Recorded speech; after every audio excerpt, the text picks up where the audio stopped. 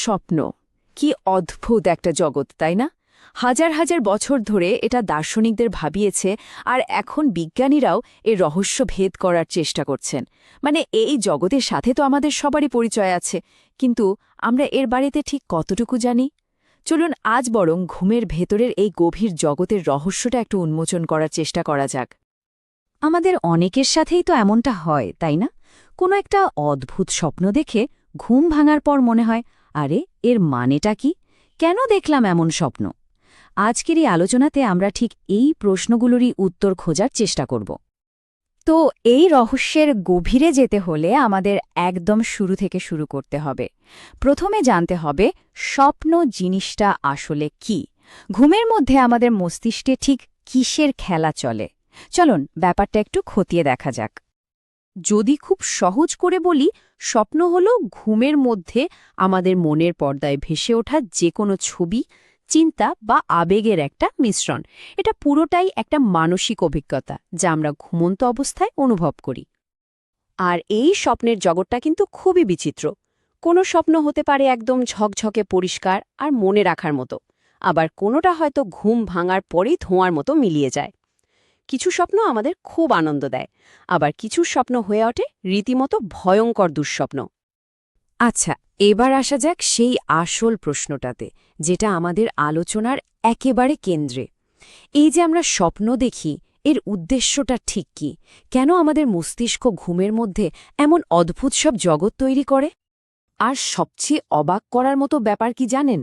আমরা আমাদের জীবনের প্রায় 3 ভাগের 1 ভাগ সময়ই কিন্তু ঘুমিয়ে আর স্বপ্ন দেখে কাটিয়ে দিই। অথচ বিজ্ঞানীরা এখনও পর্যন্ত একমত হতেই পারেননি যে এর আসল উদ্দেশ্যটা কি। শুধু স্বপ্ন কেন, ঘুমের আসল কাজটা কি, সেটা নিয়েও এখনও গবেষণা চলছে। অদ্ভুত, তাই না? গবেষকদের মধ্যে মূলত দুটো বড় ভাগ আছে। একদল মনে করেন স্বপ্নের আসলে কোনো নির্দিষ্ট উদ্দেশ্য নেই, এটা ঘুমের সময় মস্তিষ্কের কাজের একটা বাই প্রোডাক্ট মাত্র। অন্যদিকে আর একদল গবেষক আবার বিশ্বাস করেন যে স্বপ্ন দেখাটা আমাদের মানসিক, আবেগিক আর শারীরিক সুস্থতার জন্য খুবই জরুরি। স্বপ্নের অর্থ খোঁজার এই বিতর্কের মধ্যে 20 শতাব্দীর শুরুতে একজন চিন্তাবিদ একটা বৈপ্লবিক ধারণা নিয়ে আসেন। তিনি হলেন সিগমন্ড ফ্রয়েড। বলা যায় তিনি প্রথম স্বপ্নের মনস্তাত্ত্বিক ব্যাখ্যার দরজাটা খুলে দিয়েছিলেন। ফ্রয়েডের মতে স্বপ্ন হল আমাদের অবচেতন মনের একটা জানালা। তিনি বিশ্বাস করতেন আমাদের মনের গভীরে যে ইচ্ছা বা প্রেরণাগুলো লুকিয়ে থাকে, বিশেষ করে যেগুলো একটু আগ্রাসী বা যৌন প্রকৃতির, যা আমরা সচরাচর প্রকাশ করতে পারি না, সেগুলোই স্বপ্নের মাধ্যমে বেরিয়ে আসে। তার বিখ্যাত বই দি ইন্টারপ্রিটেশন অফ ড্রিমসে তিনি লিখেছিলেন, স্বপ্ন হল অবদমিত ইচ্ছার ছদ্মবেশী পরিপূর্ণতা। এই একটা ধারণাই স্বপ্নের ব্যাখ্যাকে সাধারণ মানুষের কাছেও দারুণ জনপ্রিয় করে তোলে, আর মনোবিজ্ঞানে একটা নতুন যুগের সূচনা করে। ফ্রয়েডের তত্ত্ব একসময় দারুণ আলোড়ন ফেললেও আধুনিক বিজ্ঞান কিন্তু মস্তিষ্ককে এখন একদম নতুনভাবে দেখতে শুরু করেছে। চলুন দেখি আজকে বিজ্ঞানীরা মস্তিষ্কের এই রাতের কাজটাকে কিভাবে ব্যাখ্যা করছেন। আধুনিক বিজ্ঞানে কিন্তু বেশ কয়েকটা ইন্টারেস্টিং থিওরি আছে। যেমন ধরুন, একটা থিওরি বলছে স্বপ্ন হল ঘুমের সময় মস্তিষ্কের পাঠানো এলোমেলো সিগন্যালকে সাজিয়ে একটা গল্প তৈরির চেষ্টা।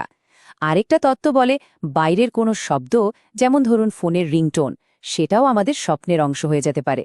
আবার কেউ কেউ মনে করেন স্বপ্ন হল আমাদের মনের আবর্জনা পরিষ্কার করার একটা প্রক্রিয়া, কিংবা এটা এক ধরনের সেলফ থেরাপি। এই পরিষ্কার অভিযান বা কম্পিউটার রূপক তত্ত্বটা কিন্তু বেশ মজার। এই তত্ত্ব অনুসারে আমাদের মস্তিষ্ক অনেকটা কম্পিউটারের মতোই কাজ করে।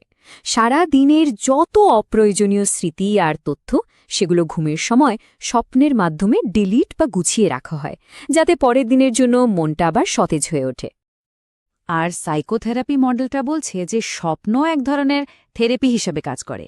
মানে স্বপ্ন দেখার সময় আমরা বিভিন্ন চিন্তা আর আবেগের মধ্যে একটা সংযোগ তৈরি করতে পারি, তাও আবার একটা সম্পূর্ণ নিরাপদ পরিবেশে। এর ফলে আমাদের মানসিক চাপও কমে। তো এতগুলো তত্ত্বের মধ্যে কোনটা ঠিক?